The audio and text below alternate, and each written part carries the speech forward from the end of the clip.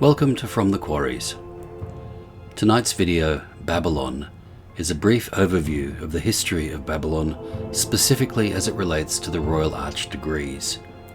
It was first presented by Most Excellent Companion F.H. Shannon in the Research Holy Royal Arch Chapter on Tuesday the 26th of October 1971. I hope you enjoy it.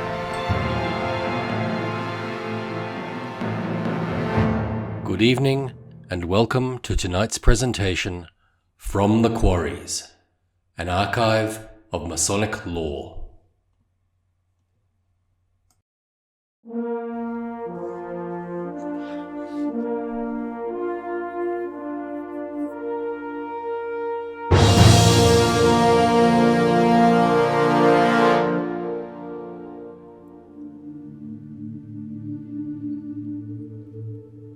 The Babylonian Empire was closely associated with the Egyptian. It was generally regarded as the first and greatest, and ranked supreme among the civilizations of the world. In the period of Nebuchadnezzar, it extended over Chaldea, Assyria, Arabia, Syria, and Palestine. It was called the Assyrian Empire in its commencement, the Chaldean from the country, and the Babylonian from its chief city. All Masons should read the story of the great image of Nebuchadnezzar's dream and of Daniel's interpretation as recorded in Daniel 2, verses 1 to 45.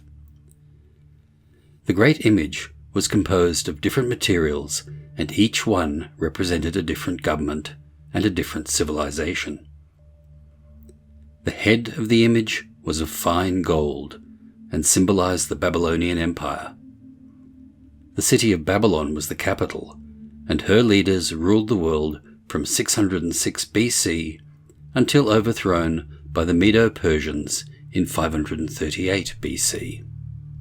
All of the ancient highways centered there, and her roadmaps were like great spider webs, as Babylon was regarded as the greatest city in the world. The people referred to their ruler as the King of Kings. Daniel said to Nebuchadnezzar, "Thou art this head of gold." Babylon was more than 60 miles in circumference and was surrounded by a great wall. There were 50 streets which crossed from one side of the city to the other, 15 miles in length, connecting with gates through the walls. Between the gates were towers of defense, lifted upwards towards the skies. 2 million men were employed to build the walls and works of Babylon. What a mighty city it must have been! The earth had not seen anything like it before. A branch of the Euphrates River ran through the city, and it often overflowed its banks. To conserve the overflow, a great lake was constructed that the water might be used in time of drought. A mammoth bridge spanned this branch of the river, and at either end of the bridge was a palace, one 1.5 miles in circumference, and the other 7.5 miles around. The Temple of Belus was built in Babylon. It had a tower 1/8 of a mile high. From its dome, astronomers studied the stars. This may have been the tower called El Temen Anki, which archaeologists say was the real Tower of Babel. It was built high above the dusty plains and gave astronomers an uninterrupted view of the sky. They studied the sun, moon, and stars, and they invented the first timetable. They divided the circle as we do today, and laid the foundations of astronomy, geometry, and higher mathematics. The tower was built of mud and brick and asphalt, translated in the Bible as slime. In Genesis we read, "Let us make brick and burn them thoroughly. And they had brick for stone, and slime they had for mortar." Nearly every brick taken from the walls bears the name of Nebuchadnezzar.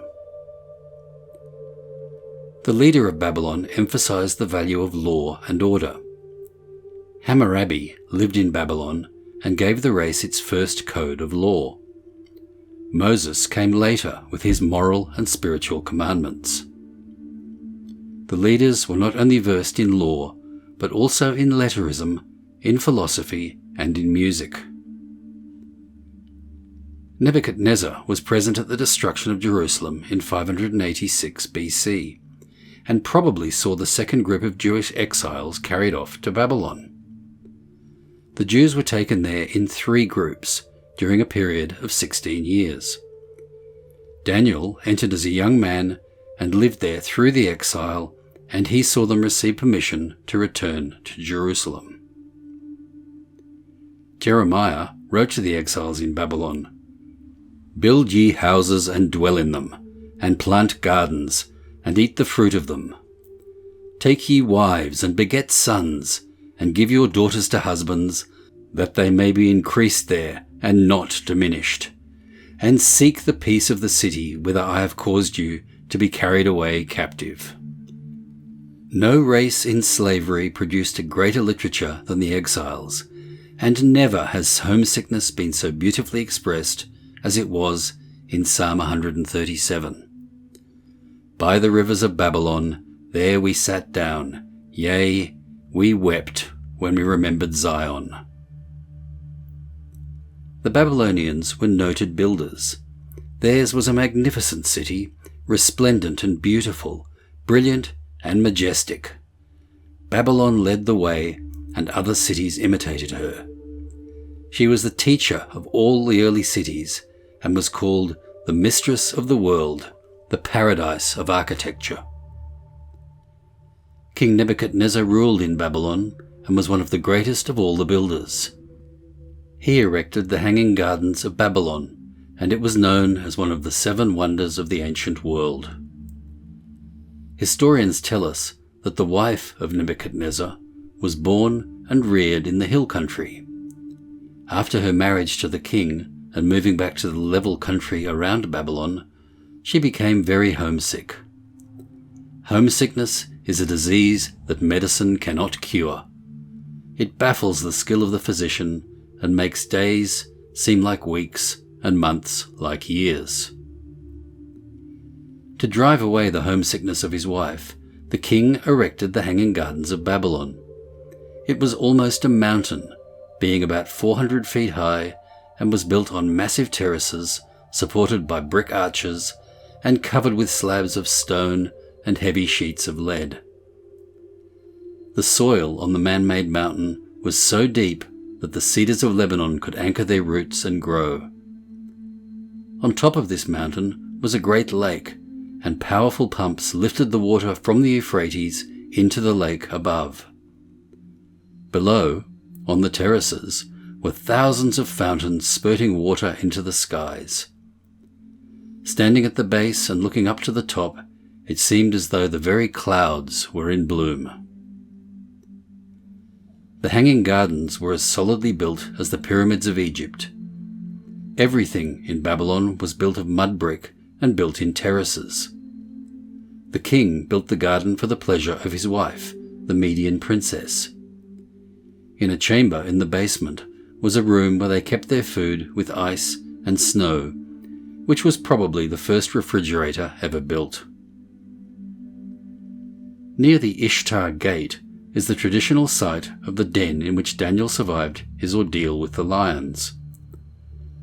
A series of broken arches once supported the banquet hall, where, according to the book of Daniel, Belshazzar saw the writing on the wall. The city of Babylon was rich. She was noted for her wealth and luxury. Riches often lead to wickedness and sin. The people were given to dissipation and drunkenness. They forgot God, they were immoral and immodest, and they named Babylon the mother of harlots. The city destroyed itself by its own wickedness. Isaiah, Jeremiah, and Daniel were true prophets of God, and they definitely pictured the overthrow of Babylon.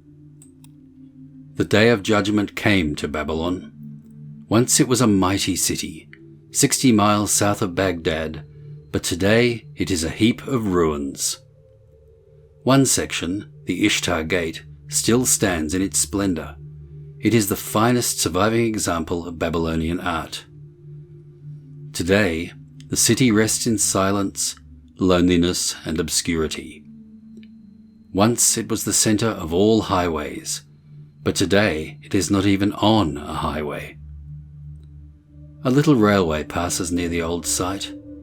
A wagon road is also near, but it avoids the hills of ruins, once the glory of a mighty civilization. At the crossing of the railway is a signboard which contains only 2 words: Babylon, halt. As Daniel's interpretation of the writing on the wall, Mene, Mene, Tekel, Upharsin, thou art weighed in the balance, and thou art found wanting.